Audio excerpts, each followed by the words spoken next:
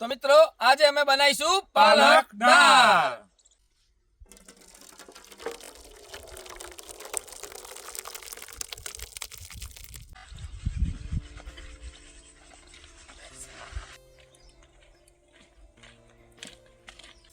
તો મિત્રો આજની રેસીપી આપણી છે પાલક દાળ, જેમાં આપણે ચણાની અને મગની મોગરની દાળ લીધી છે.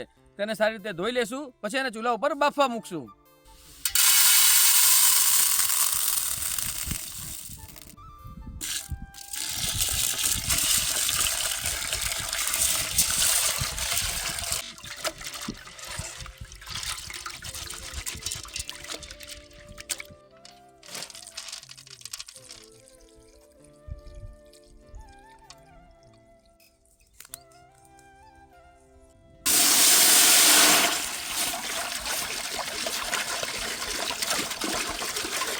પાણી આપણું ગરમ થાય પછી આપણે એની અંદર દાળ નાખી દઈશું.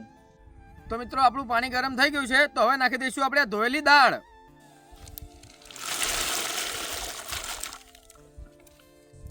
તો મિત્રો બાફવામાં નાખી દઈશું આપણે આપણા ખડા મસાલા: બાદિયા, લવિંગ, તમાલપત્ર, તજ, જાવંત્રી, લવિંગ અને મરિયા.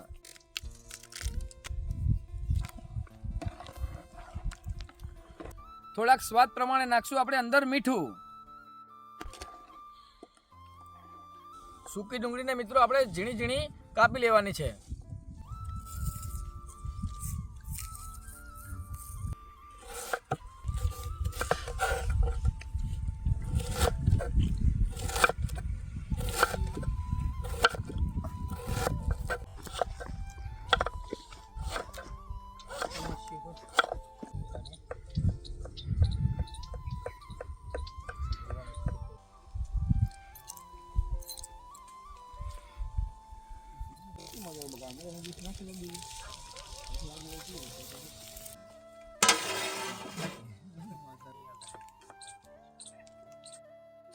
શિયાળાના તાજા લીલા લસણને આપણે ઝીણ ઝીણું કાપી લેવાનું છે.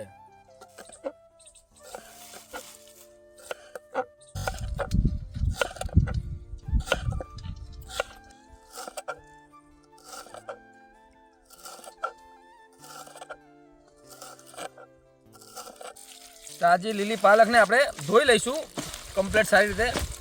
આપણી રેસીપીમાં કોઈ માટી કચરો આવે નહીં માટે આપણે પાલકને પણ બાફવાની છે, એટલે સારી ધોઈને પછી દાળની અંદર મિક્સ કરીને એને પણ બાફી લઈશું. પાલકને આપણે સારી રીતે ધોઈ લીધો છે, તો હવે એને આપણે ઝીણો ઝીણો કટિંગ કરીને બાફવામાં ઉમેરી દઈશું.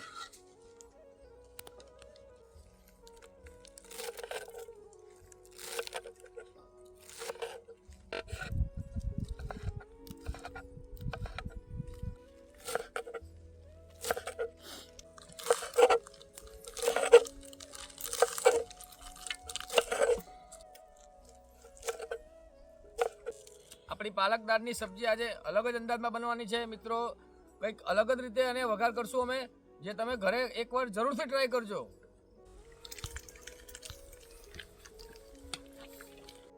હવે નાખી દેશું પાલક.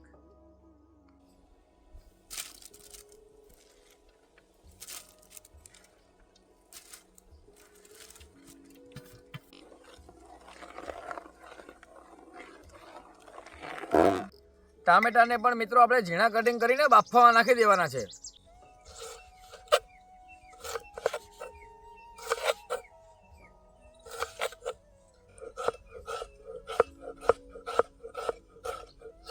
દાળ અને પાલકની સાથે બાફવામાં આપણે ઝીણા ટમેટા કટિંગ કર્યા છે એને પણ નાખી દઈશું.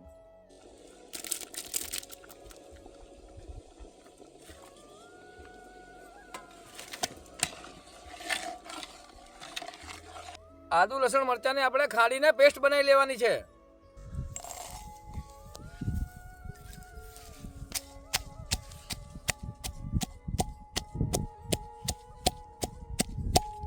મરચાંને મિત્રો આપણે ખાંડી લીધા છે, તો હવે આપણે આદુને પણ ખાંડી લઈશું.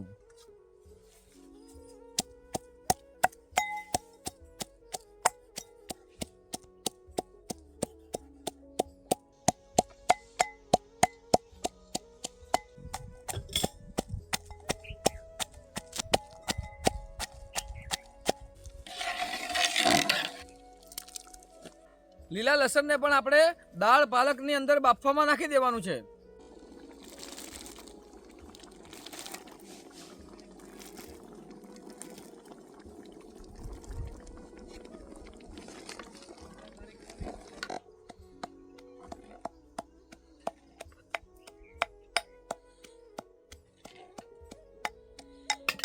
આપણે જે મિત્રો દાળ પાલક જે બાફવા મૂક્યા હતા એને હવે ચેક કરશું કમ્પ્લીટ બફાઈ ગયા છે કે નહીં.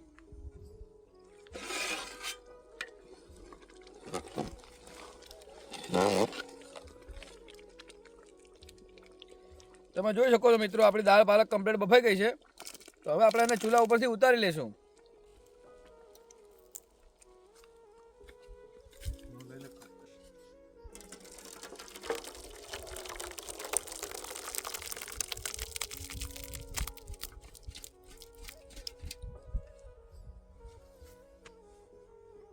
દાળ બાફીને પછી દાળને અને પાલકને વાટકા વડે આવી રીતે ભાગી લઈશું.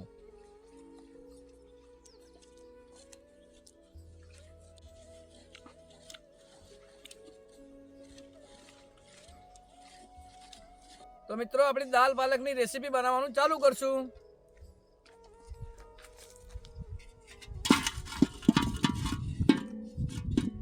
નાખી દઈશું હવે આપણે પહેલા તેલ.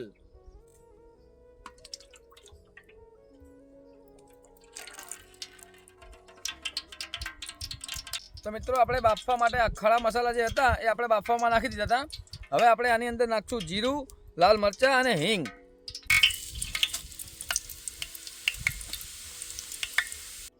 તો મિત્રો હવે નાખશું આપણે આ સૂકી ઝીણી કટિંગ કરેલી ડુંગળી.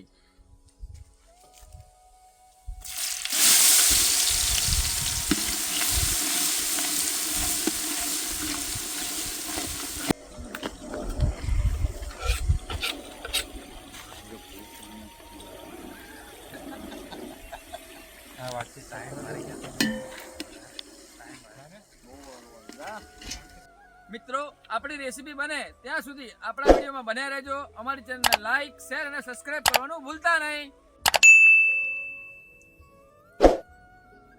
ડુંગળી મિત્રો આપણી કમ્પ્લીટ શેકાઈને મસ્ત થઈ ગઈ છે.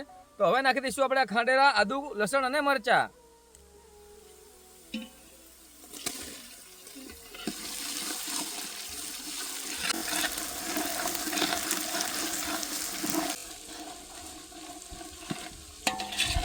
તો મિત્રો ડુંગળી, આદુ, લસણ, મરચાંની ગ્રેવી આપણી કમ્પ્લીટ થઈ ગઈ છે.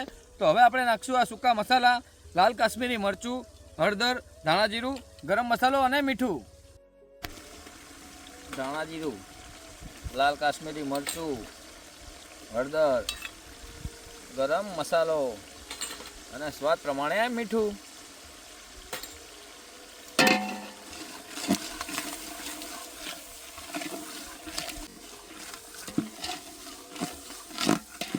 આપણે જે સૂકા મસાલા નાખ્યા છે જેને બળી ના જાય એના માટે આપણે નાખશું થોડુંક પાણી.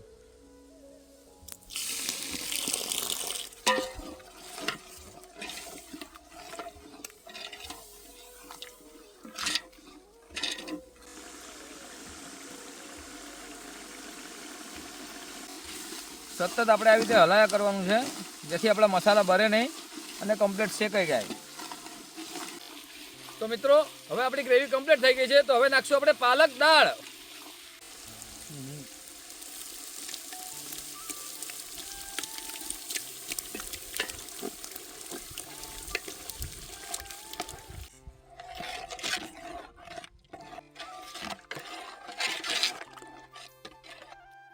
હવે નાખી દઈશું થોડો લીંબુનો રસ.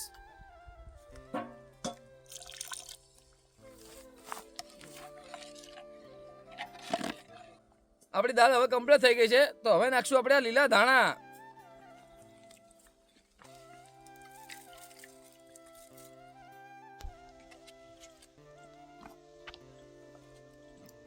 મિત્રો આપણી દાળ પાલકની સબ્જી એક નંબર બની ગઈ છે. તો હવે આપણે એને જમવા માટે કાઢશું.